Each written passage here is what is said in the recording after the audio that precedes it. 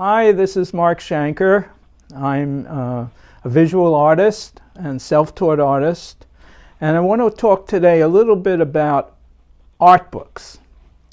When I first started trying to teach myself art, first thing I did was I bought a number of art books.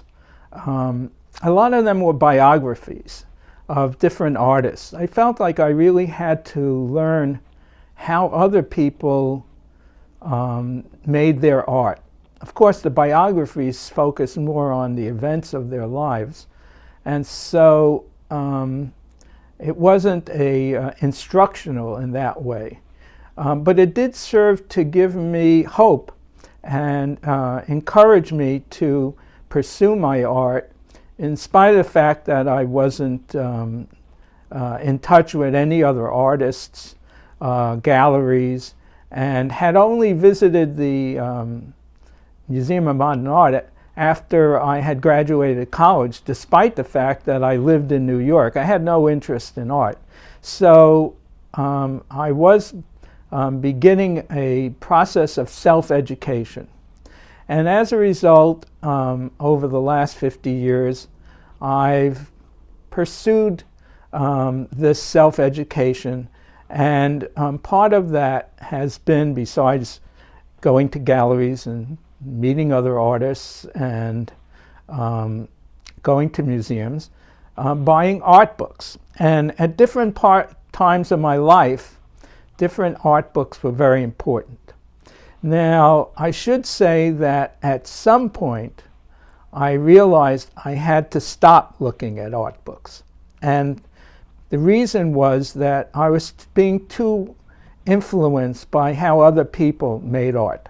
So I stopped for many years even opening an art book. I almost made a pledge not to open an art book.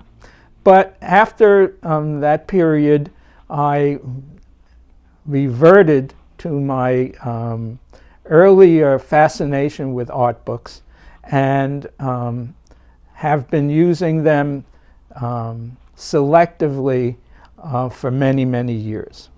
Let me begin by showing you this art book. These are the Beatus de Liébana from the 12th century. I did a book called Traces of Sepharad, 45 etchings of Judeo-Spanish proverbs.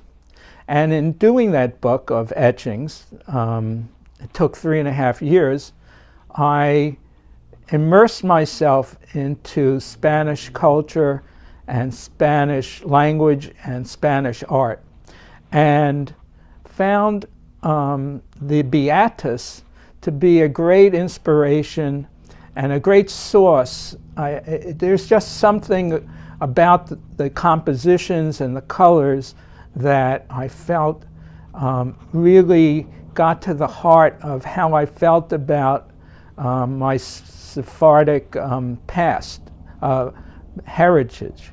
So I used a number of books that illustrated the Beatus, and that is one of my favorite books. It is open all the time. I glimpse at it every day, and I just find the form, the composition, just fascinating.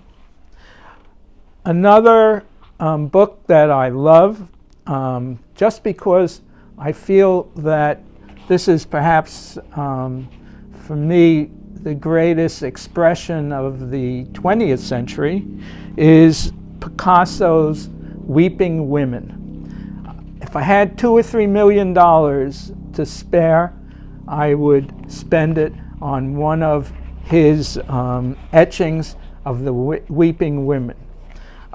It just, to me, talks of the compassion, the tragedy, and the glory of life. He made it during the period of the Spanish Civil War, and it's just, for me, a remarkable period in his work. On a whole other different level, another favorite book of mine is Thinking in Form, The Drawings of Joseph Beuys. This book is a pleasure just to look at. Joseph Beuys, in my opinion, was a very imaginative and courageous artist who tried all kinds of things and made them work.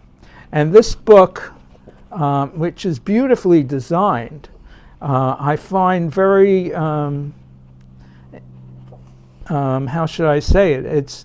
It encourages me to try new things of my own. Another book that I go to frequently are the works of James Castle, who was also a self-taught artist, who worked in complete isolation and in poverty, and took just the basic things that other people threw away, old newspapers, cartoon books, cardboard, old string, and took those and made some really wonderful art.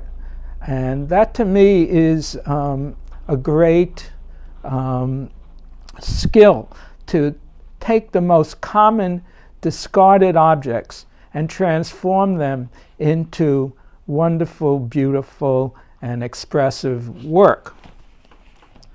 Talking about expressive work, of course, I also love the work of Jean-Michel Basquiat, a Brooklyn boy like me. I think he was very innovative and expressive, and created a unique style that is very enticing and wonderful. And I felt like a kindred spirit with Basquiat, since we came from Brooklyn together, from lower middle class backgrounds. Finally, the last book that I love to look at, because he is just such a lively colorist, is Marc Chagall. Now, when I was born, my parents decided on the name Mark and rejected the spelling M-A-R-K in favor of M-A-R-C. Later, I found that they were thinking of Marc Chagall as an example, and of course, they wanted the C because that was Latin and not Germanic. So Marc Chagall has turned out to be one of my favorites. His work is very sought after, and so a beautiful book is as close as I probably ever get to owning a Chagall print. His color and his naturalness of his expression is something I'm very attracted to, and so I like to just go through the page. I don't actually read much of the texts. I just enjoy looking at the pictures. I'm allowed to do that as an artist.